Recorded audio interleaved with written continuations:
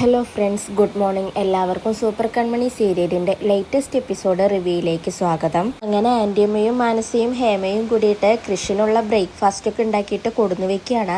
അപ്പോൾ മാനസ ആൻറ്റിയമ്മയോടും ഹേമയോടും പറയുന്നുണ്ട്, വരുൺ പറഞ്ഞ കാര്യങ്ങളൊക്കെ വെച്ച് നോക്കുമ്പോൾ കൃഷിന് മാറ്റം ഉണ്ടോ എന്ന് സംശയമാണെന്ന് തോന്നുന്നുണ്ടെന്ന് പറയുമ്പോൾ ഹേമ പറയുന്നുണ്ട്, രണ്ടുപേരെ തമ്മിൽ തെറ്റിക്കാൻ ഇങ്ങനെ പുറത്തുനിന്ന് ആരെങ്കിലുമൊക്കെ ഉണ്ടാകും. അതുകൊണ്ട് പുറത്തുനിന്ന് കേൾക്കുന്നതൊന്നും വിശ്വസിക്കണ്ട. ഇനി കൃഷി എന്തെങ്കിലും ചെയ്യണമെങ്കിൽ അന്നേരം നമുക്ക് അതിനെക്കുറിച്ച് ആലോചിക്കാം, അല്ലേ ആൻറ്റിയമ്മ എന്ന് പറയുമ്പോൾ ആൻറ്റിയമ്മയും അതേ, നമുക്ക് അപ്പോൾ നോക്കാമെന്ന് പറയുന്നുണ്ട്. അപ്പോൾ മനസ്സ് പറയുന്നുണ്ട്, എന്തായാലും ഞാൻ ആ കൺമണിയെ വെറുതെ വിടാൻ പോകുന്നില്ല എന്ന് പറയുമ്പോൾ ആൻറ്റിയമ്മ പറയുകയാണ്, വെറുതെ വിടരുത്, ആ കൺമണിയെ നമ്മുടെ ഓഫീസിൽ നിന്ന് അടിച്ചു പുറത്താക്കണമെന്ന് പറയുന്നുണ്ട്.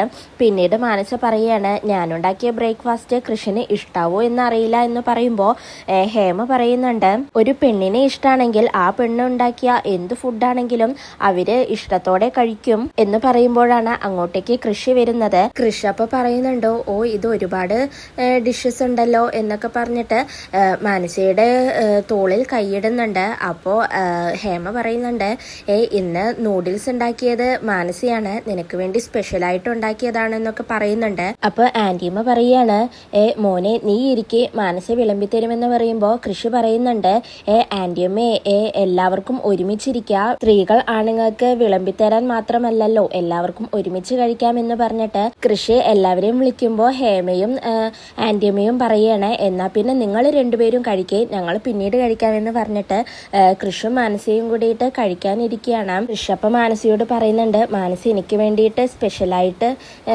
ബ്രേക്ക്ഫാസ്റ്റ് ഉണ്ടാക്കിയല്ലോ, thank you so much dear എന്ന് പറയുമ്പോൾ മാനസ വെൽക്കം കൃഷ്, പക്ഷേ ഫുഡ് ഉണ്ടാക്കിയത് ശരിയായിട്ടുണ്ടോ എന്ന് എനിക്കൊരു ഡൗട്ടാണ് എന്ന് പറയുമ്പോൾ കൃഷി പറയുന്നുണ്ട്, അതൊന്നും കുഴപ്പമില്ല, എനിക്ക് മാനസ ഉണ്ടാക്കിയ ഈ ഫുഡ് തന്നെ മതി എന്ന് പറഞ്ഞിട്ട് മാനസ കൃഷിന് നൂഡിൽസ് വിളമ്പി കൊടുക്കുന്നുണ്ട്. അതിനുശേഷം കൃഷി ആ ഫുഡ് കഴിക്കാൻ പോവുകയാണ്. മനസ്സില്ല മനസ്സോടെ, ഈശ്വര, വായിൽ വെക്കുന്ന ഫുഡ് നല്ലതായിരിക്കണേ എന്ന് പറഞ്ഞിട്ടാണ് കൃഷി അത് കഴിക്കുന്നത്. അതിനുശേഷം എല്ലാവരും ഫുഡ് എങ്ങനെയുണ്ടെന്ന് ചോദിക്കുമ്പോൾ കൃഷി പറയുന്നുണ്ട്, അടിപൊളിയായിട്ടുണ്ടെന്ന്.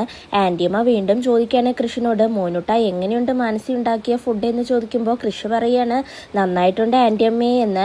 അപ്പോൾ ആൻറ്റിയമ്മ മനസ്സിൽ ചിന്തിക്കുകയാണ്, മാനസ ഉണ്ടാക്കുന്ന ഫുഡ് എങ്ങനെയാണെന്ന് എനിക്കറിയാം, വായിൽ വെക്കാൻ കൊള്ളില്ല, എന്നിട്ടും അത് നല്ല ഭക്ഷണമാണെന്ന് നീ പറയുന്നുണ്ടെങ്കിൽ നീയൊരു മികച്ച നടനാണ്, പക്ഷെ എന്തിനാണ് ഈ അഭിനയം എന്നറിയില്ല, എന്തായാലും ഞാൻ നിന്നെ ശരിയാക്കി തരാമെന്ന് ആൻറ്റിയമ്മ മനസ്സിൽ വിചാരിക്കുകയാണ്. അതിനുശേഷം സുമിത്രയോടും ബാലുവിനോടും പോയിട്ട് ഭാഗ്യശ്രീ സംസാരിക്കുന്നുണ്ട്. സുമിത്രയോട് ഭാഗ്യശ്രീ പറയുന്നുണ്ട്, എനിക്ക് അമ്മയോട് കുറച്ച് കാര്യങ്ങൾ ചോദിച്ച് മനസ്സിലാക്കണം എന്ന് പറയുമ്പോൾ സുമിത്ര പറയാണ്, എനിക്കിപ്പോ സമയമില്ലെന്ന്. അപ്പൊ ഭാഗ്യശ്രീ പറയുന്നുണ്ട്, സ്വന്തം മോളോട് സംസാരിക്കാൻ പോലും അമ്മയ്ക്ക് സമയമില്ലേ എന്ന് ചോദിക്കുകയാണ്. അപ്പൊ സുമിത്ര പറയുന്നുണ്ട്, മോള് പലപ്പോഴും മോളുടെ രീതിയിലല്ല സംസാരിക്കുന്നത് എന്ന് പറയുമ്പോൾ ഭാഗ്യശ്രീ പറയാണ്, അതിന് കാരണമുണ്ടമ്മേ, അമ്മ പലപ്പോഴും അമ്മയുടെ രീതിയിലല്ല പെരുമാറുന്നത് എന്ന് പറയുമ്പോൾ സുമിത്രയ്ക്ക് ദേഷ്യം വരുന്നുണ്ട്.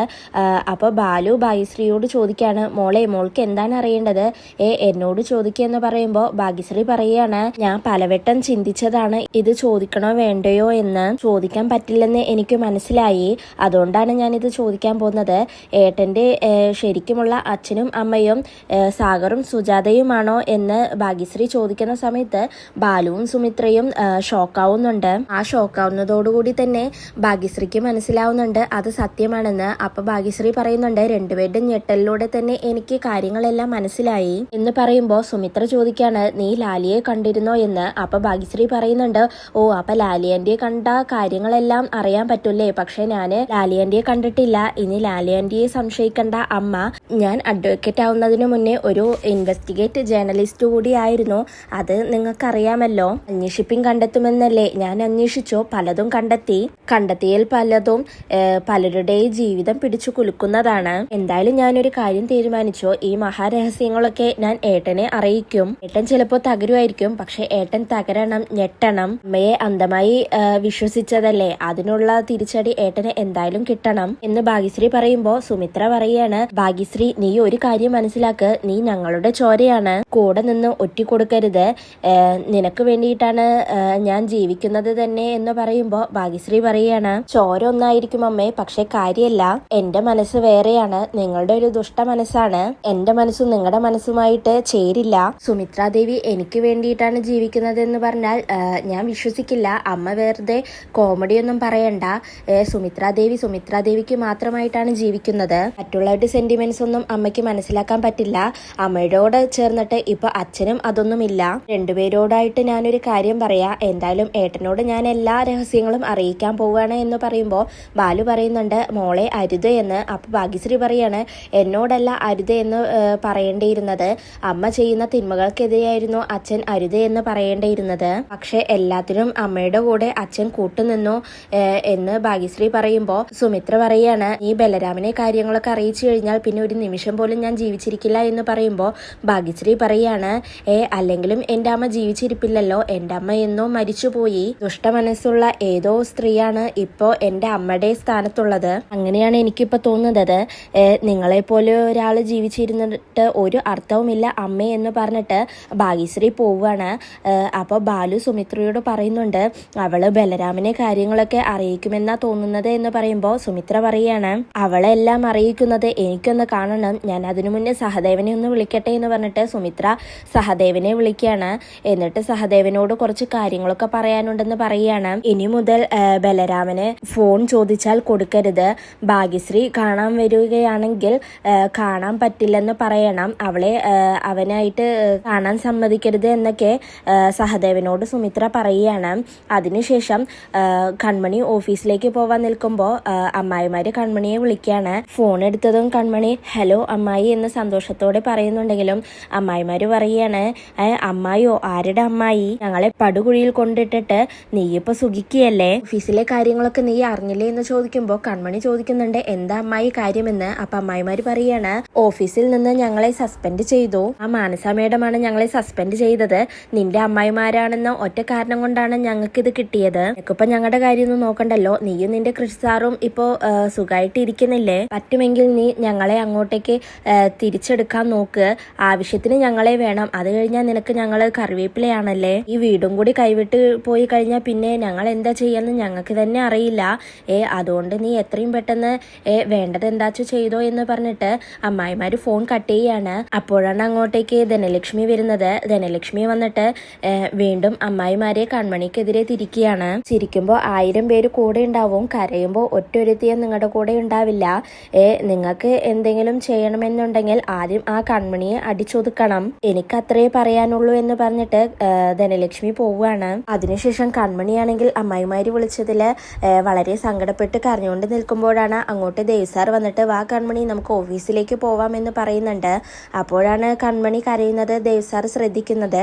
കൺമണിയോട് എന്താ പ്രശ്നമെന്ന് ചോദിക്കുമ്പോൾ കൺമണി പറയുന്നുണ്ട് ഓഫീസില് എൻ്റെ അമ്മായിമാരുണ്ടല്ലോ സാർ, അവരെ 3 മാസത്തേക്ക് മാനസ മേഡം സസ്പെൻഡ് ചെയ്തു എന്ന് പറയുമ്പോൾ ദേവ്സാർ പറയുന്നുണ്ട് അല്ലെങ്കിലും അവരെ ഞാൻ നോട്ടമിട്ടിട്ടുണ്ടായിരുന്നു, ജോലിയിൽ വളരെ ഉഴപ്പാണ് അവര്, ഇന്നല്ലെങ്കിൽ നാളെ അവർക്ക് സസ്പെൻഷൻ കിട്ടേണ്ടതായിരുന്നു, മാനസ് എന്തായാലും തന്ത്രപരമായിട്ടാണ് ഇപ്പൊ നീങ്ങുന്നത്, ഈ സസ്പെൻഷൻ എന്തായാലും നിലനിൽക്കും, നമുക്ക് എന്താ വേണ്ടതെന്ന് നോക്കിയിട്ട് ചെയ്യാൻ കൺമണി, നെയ്യപ്പോ വായോ എന്ന് പറഞ്ഞിട്ട് കൺമണിയെ വിളിച്ചുകൊണ്ട് ദേവ്സാർ ഓഫീസിലേക്ക് പോവുകയാണ്. അതിനുശേഷം ബലരാമൻ സഹദേവനെ പോയി കാണുന്നുണ്ട്. എന്നിട്ട് പറയുന്നുണ്ട് സഹദേവ എനിക്കൊരു സഹായം വേണം, ഭാഗ്യശ്രീയെയോ അമ്മയെയോ നീയൊന്ന് എനിക്ക് വിളിച്ചു തരണമെന്ന് പറയുമ്പോൾ സഹദേവൻ പറയുന്നുണ്ട് ഞാൻ അത് നിർത്തി സാറേ, എനിക്ക് എന്റെ കഞ്ഞിയിൽ തന്നെ പാറ്റയിടാൻ വയ്യ, സൂപ്രണ്ട് സാർ അറിഞ്ഞിട്ടുണ്ട് ഞാനിവിടെ ഉള്ള എല്ലാവർക്കും സഹായം ചെയ്യുന്നുണ്ടെന്ന്, അതുകൊണ്ട് ഞാൻ നിർത്തി, വേണമെങ്കിൽ സാറ് നോക്കിക്കോ എന്റെ പോക്കറ്റിൽ ഫോൺ ഉണ്ടോ ഇല്ലയോ എന്ന്,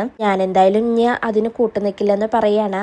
അപ്പൊ ബലരാമൻ പറയാണ് എന്നാ സഹദേവൻ എനിക്കൊരു കാര്യം ചെയ്യണം, ഷൺമുഖദാസ് വക്കീലിനെ ഒന്ന് എനിക്ക് കാണാനുള്ള അവസരം ഉണ്ടാക്കി തരണമെന്ന് പറയുമ്പോൾ സഹദേവൻ അത് വേണമെങ്കിൽ ഞാൻ ചെയ്യാം സാറേ എന്ന് പറയാണ്. അപ്പോഴേക്കും വേറൊരു പോലീസ് അങ്ങോട്ടേക്ക് വരുന്നുണ്ട്. എന്നിട്ട് സഹദേവനോട് സാർ ഒന്ന് പെട്ടെന്ന് വരണമെന്ന് പറഞ്ഞിട്ട് വിളിച്ചുകൊണ്ട് പോവുകയാണ്. അതിനുശേഷം ഭാഗ്യശ്രീ ജയിലിലേക്ക് എത്തുന്നുണ്ട്. എന്നിട്ട് ഒരു പോലീസിനോട് പറയുന്നുണ്ട് എനിക്ക് ബലരാമനെ ഒന്ന് കാണണം എന്ന് പറയുമ്പോൾ ആ പോലീസ് പറയുന്നുണ്ട് ബലരാമനെ എന്ത് പറഞ്ഞാലും കാണാൻ പറ്റില്ല എന്ന് പറയുമ്പോൾ ഭാഗ്യശ്രീ ചോദിക്കുന്നുണ്ട് കാരണം എന്തെന്ന്. അപ്പോൾ പോലീസ് പറയാണ് കാരണം എന്തെന്ന് ഇപ്പൊ പറയാൻ പറ്റില്ല എന്ന് പറയാണ്. അപ്പോഴേക്കും അങ്ങോട്ടേക്ക് സഹദേവൻ പോലീസ് എത്തുകയാണ്. ഭാഗ്യശ്രീ സഹദേവനോട് പറയാണ് ഞാൻ ബലരാമന്റെ അനിയത്തിയാണ്, എനിക്ക് ബലരാമനെ ഒന്ന് കാണണമെന്ന് പറയുമ്പോൾ സഹദേവനും പറയുന്നുണ്ട് ഇപ്പോൾ എന്തായാലും കാണാൻ പറ്റില്ല, സൂപ്രണ്ട് സാറിന് ഒരു ന്യൂസ് കിട്ടിയിട്ടുണ്ട്, ഇവിടെ ബാക്കി പലരും വന്ന് ബലരാമിന് ഒത്താശ ചെയ്തു കൊടുക്കുന്നുണ്ടെന്ന്. പ്രതിയുടെ വക്കീലിന് മാത്രമേ അവരെ കാണാനുള്ള പെർമിഷൻ ഉള്ളൂ എന്ന് പറയുമ്പോ ഭാഗ്യശ്രീ പറയുന്നുണ്ട്, എന്റെ അമ്മ പറഞ്ഞിട്ടല്ലേ സാറ് ഇപ്പോൾ എന്റെ ഏട്ടനെ കാണാൻ സമ്മതിക്കാത്തത് എന്ന് ചോദിക്കുമ്പോ സഹദേവൻ പറയാണ്, നിങ്ങൾ വല്ലാതെ തെറ്റിദ്ധരിച്ചിരിക്കുകയാണ്, എന്തായാലും ബലരാമനെ കാണാൻ പറ്റില്ല എന്ന് പറഞ്ഞുകൊണ്ട് സഹദേവൻ ജയിലിനുള്ളിലേക്ക് പോവുകയാണ്. ഭാഗ്യശ്രീ ആണെങ്കിൽ ബലരാമനെ കാണാനായിട്ടും സത്യങ്ങളെല്ലാം അറിയിക്കാനായിട്ടും എന്തൊക്കെയോ മനസ്സിൽ പ്ലാൻ ചെയ്യുന്നുണ്ട്. അതിനുശേഷം കൺമണി അലിഗയിലൊരു സ്റ്റാഫുമായിട്ട് സംസാരിക്കുന്നതാണ് കാണിക്കുന്നത്. അവരുടെ വർക്കിനെ കുറിച്ചിട്ടെല്ലാം കൺമണി പറഞ്ഞു കൊടുക്കുന്നുണ്ട്, കുറച്ചുകൂടി ഇമ്പ്രൂവ് ചെയ്യണം, നന്നായിട്ടുണ്ടെന്നൊക്കെ പറയുന്നുണ്ട്. അതിനുശേഷം കൺമണി ക്യാബിനിലേക്ക് കയറാൻ പോകുമ്പോഴാണ് അങ്ങോട്ടേക്കും മാനസയും കൃഷും എത്തുന്നത്. കൺമണിയെ കാണുമ്പോൾ മാനസ കൃഷിനോട് പറയുന്നുണ്ട്, കൃഷ് ഇതൊക്കെ ശ്രദ്ധിക്കണ്ടേ എന്നൊക്കെ പറഞ്ഞിട്ട് കൃഷിന്റെ ഷർട്ടൊക്കെ ശരിയാക്കി കൊടുക്കുകയാണ്. എന്നിട്ട് കൃഷിനോട് പറയുന്നുണ്ട്, കല്യാണം ഒന്ന് കഴിഞ്ഞോട്ടെ, എന്നിട്ട് ഞാൻ തന്നെ അയൺ ചെയ്ത് എല്ലാം സെറ്റാക്കി തരാം എന്ന് പറഞ്ഞിട്ട് കൺമണിയെയും മാനസ നോക്കിക്കൊണ്ട് കൃഷിന്റെ കവിളിൽ ഉമ്മ കൊടുത്തിട്ട് ബൈ എന്ന് പറഞ്ഞുകൊണ്ട് പോവുകയാണ്. കൺമണിക്കാണെങ്കിൽ ഇത് കാണുമ്പോൾ ഒട്ടും സഹിക്കുന്നില്ല, അവൾക്ക് നല്ല ദേഷ്യം വരികയാണ്. അതിനുശേഷം കൺമണിയും കൃഷും ഒന്നും മിണ്ടാതെ അവരവരുടെ ക്യാബിനിലേക്ക് പോവുകയാണ്.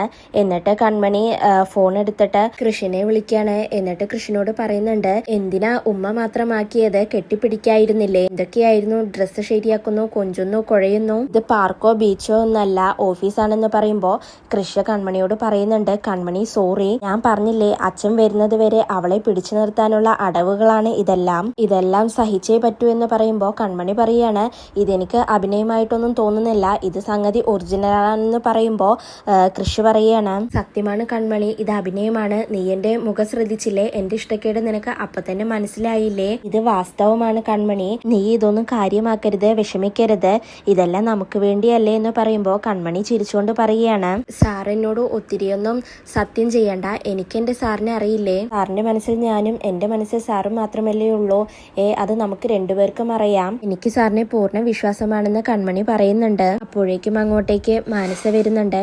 എന്നിട്ട് കൃഷിനോട് ചോദിക്കുന്നുണ്ട്, എന്തെങ്കിലും പേഴ്സണൽ കാര്യം സംസാരിക്കുകയാണോ എന്ന് ചോദിക്കുമ്പോ കൃഷ് അല്ല, വന്നോളൂ എന്ന് പറയുകയാണ്. അതിനുശേഷം മാനസ കൃഷിനോട് പറയുന്നുണ്ട്, കൃഷ് 1-2 അപ്ഡേറ്റ്സ് ഉണ്ടെന്ന് പറയാണ്. അപ്പൊ കൃഷി ചോദിക്കുന്നുണ്ട്, എന്തൊക്കെയാണ് അപ്ഡേറ്റ്സ് എന്ന്.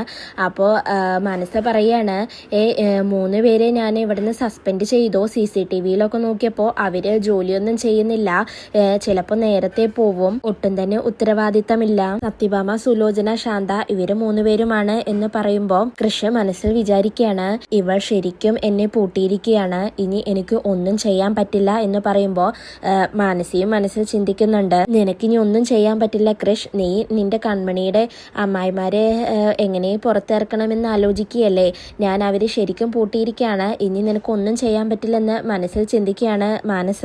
രണ്ടാമത്തെ അപ്ഡേറ്റ് എന്താണെന്ന് അപ്പോൾ കൃഷി ചോദിക്കുന്നുണ്ട്. അപ്പൊ മാനസ പറയാണ്, രണ്ടാമത്തെ അപ്ഡേറ്റ് നമുക്ക് പുതിയൊരു ചീഫ് ഡിസൈനറെ കിട്ടിയിട്ടുണ്ട്, പാരീസിലൊക്കെ വർക്ക് ചെയ്ത ആളാണ്, മിസ് ശ്രീദേവി, നമ്മുടെ ആഡ് കണ്ടിട്ട് വന്നതാണെന്ന് മാനസ പറയുന്നുണ്ട്. അപ്പൊ കൃഷി മാനസയോട് പറയുന്നുണ്ട്, എന്തായാലും ചെയർമാന്റെ അപ്രൂവൽ വേണമല്ലോ എന്ന് പറയുമ്പോൾ മാനസ പറയുന്നുണ്ട്, ചെയർമാന്റെ അപ്രൂവലിന് ഞാൻ മെയിൽ അയച്ചിട്ടുണ്ടല്ലോ, ഇതൊന്നും എന്താ കൃഷി ചെക്ക് ചെയ്യുന്നില്ലേ എന്ന് ചോദിക്കുകയാണ്. അപ്പൊ കൃഷി പറയുന്നുണ്ട്, ഇല്ല ഞാൻ ചെക്ക് ചെയ്തിട്ടില്ല, ചെക്ക് ചെയ്യാൻ പോണേയുള്ളൂ എന്ന് പറയുമ്പോൾ മാനസ പറയാണ്, എന്താ കൃഷ് ഇതൊക്കെ നോക്കണ്ടേ, എന്നെ കിട്ടിയപ്പോ ഓഫീസിലെ ഉത്തരവാദിത്തങ്ങളെല്ലാം മറന്നോ, നാളെ തന്നെ ശ്രീദേവി ഇവിടെ ചാർജ് എടുക്കുമെന്ന് പറയുമ്പോൾ കൃഷി ചോദിക്കാണ്, മാനസ ഇവിടെ ഓൾറെഡി നമുക്കൊരു ചീഫ് ഡിസൈനർ ഉണ്ടല്ലോ എന്ന് ചോദിക്കാണ്.